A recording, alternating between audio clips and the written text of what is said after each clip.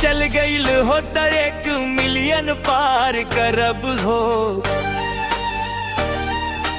तोहर कमरिया जब हिले पूरा गैया झूम जाई हो। वीडियो चल गईल हो त 1 मिलियन पार करब हो। तोहर कमरिया जब हिले पूरा गैया झूम जाई हो।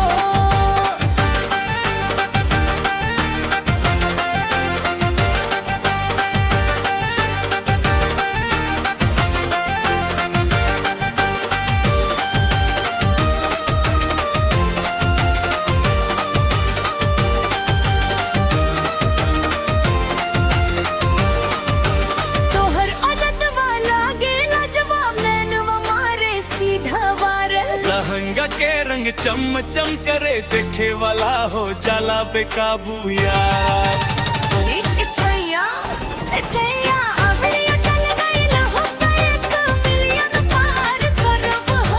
तोहर कमरिया जब हिले पूरा गैया झूम जाई हो।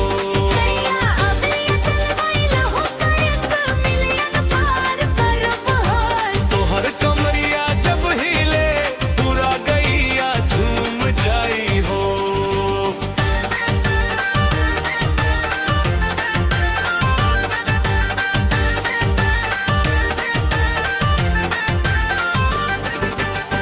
एर भीतर बजरात मलूर कम के भीड़ लग जाए।